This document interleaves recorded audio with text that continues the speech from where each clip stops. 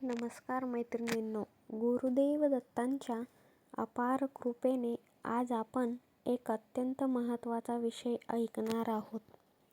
आपल्या घरात, अंगणात, दारात काही प्राणी अचानक दिसतात. कधी चांगलं तर कधी वाईट घडतं. हे नेमकं का? हे संकेत कोण देतं आणि त्यातून आपल्याला काय संदेश मिळतो? दत्तगुरू स्वतः सांगतात, प्रकृतीतील प्रत्येक जीव हा माझा दूत आहे. आज या दूतांचे संकेत तुम्हाला फायदेशीर ठरतील. पहिलं म्हणजे कावळा, दत्तांचा संदेशवाहक. कावळा आपल्या घराच्या छतावर, दारावर सतत ओरडतो. आनंदाची बातमी येणार, घरी महत्त्वाचा पाहुणा येणार, एखाद्या प्रयत्नाचे फळ मिळणार. जर कावळा सकाळी उजव्या बाजूला ओरडला तर शुभ मानलं जातं. संध्याकाळी डावीकडे ओरडला तर त्यावर सावधान राहावं, घरामध्ये वाद टाळावा. कावळा पितृदेवांचा दूत मानला जातो. अशा वेळी दत्तमाळा किंवा पितृपण करा, सर्व अडथळे दूर होतात. दुसरा म्हणजे कबूतर, प्रेम आणि शांततेचा संकेत. कबूतर घरात किंवा बाल्कनीत घरटे बांधू लागला तर लक्ष्मी प्रवेश होत आहे असं समजायचं. घरात शांती व स्थैर्य येणार. जर बाळ कबूतर पडलं, काळजी घ्या. लहान मुलांच्या आरोग्यावर लक्ष द्या. कबुतराचा उपयोग पहिले पत्रे देण्यासाठीही होत होता. तिसरं म्हणजे गाय, श्री दत्तांचे स्वरूप. गाय दारी उभी राहते, घरात पुण्य वाढते, येणारी संकट परत जातात.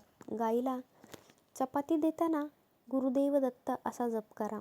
क्षणात सकारात्मक बदल तुम्हाला जाणवतील.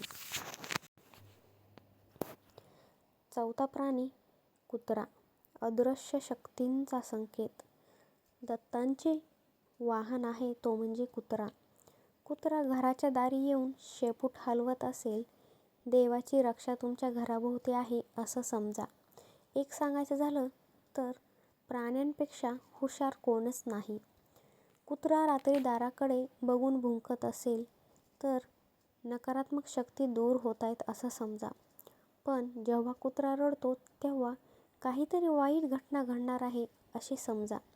दत्त संरक्षण देत असतात ते म्हणजे कुत्र्याचं वाहन. म्हणजे कुत्रं हे वाहन.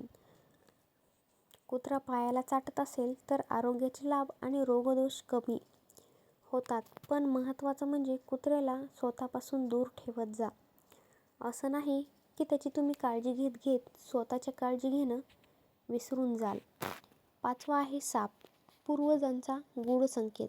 साप दर्शन निघतं, सर्व वेळा वाईट नसतं. जर साप घरात दिसला आणि निघून गेला, पूर्वज प्रसन्न असतात आणि आर्थिक लाभ तुम्हाला मिळतो. नवीन काम सुरू करण्यासाठी उत्तम काळ राहतो. परंतु त्या सापाला केव्हाच ठार करू नका. सर्प म्हणजे नागदेवता असतात, श्री दत्तांचं रूपच असतं. पण एवढं आहे की सध्याच्या काळामध्ये खूप प्रमाण वाढलं आहे, त्यामुळे कोणी त्यांना मारतातही, ते स्वतःच्या संरक्षणासाठी. सहावं पक्षी चिमणी, दत्तकृपेची शांती. चिमणी घरात आली, उद्देश एकच, तुमच्या घरात आनंद, अपत्य सुख येणार आहे असं समजून जा. चिमणी घरटे घालत असेल तर संतानासाठी किंवा लग्न उत्कृष्ट काळासाठी, घरातील स्त्रीच्या भाग्यात वाढ होणार आहे असे समजून जा. सातवा म्हणजे गरुड, घार, अशुभ शक्तींचा नाशक. घरावरून गरुड फिरत असेल किंवा कावळा उचलून नेत असेल, काळी जादू, दोष, भूतबाधा नष्ट होणार याच्याकडे लक्ष द्या. गरुड म्हणजे दत्तगुरूंचा वीर सैनिक आहे. कोल्हा, आध्यात्मिक इशारा.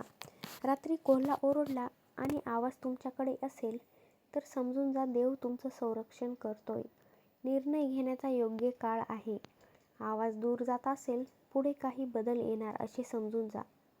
प्रत्येक प्राणी हा दत्तगुरूंचा संदेशवाहक आहे. घाबरू नका, संकेत ओळखायला शिका. तुम्ही योग्य ते उपाय केले की दत्तगुरू सारी संकट दूर करतात. व्हिडिओ शेवटपर्यंत ऐकणाऱ्याचं नशीब उजळण. गुरुदेव दत्त, श्री गुरुदेव दत्त.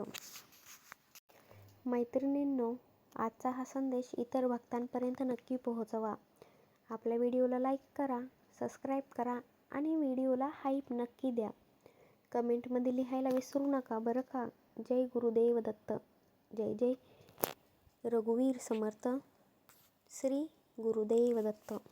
अशीच गुरुदेवांची कृपा तुमच्या परिवारावरती राहो. धन्यवाद. श्री गुरुदेव दत्त.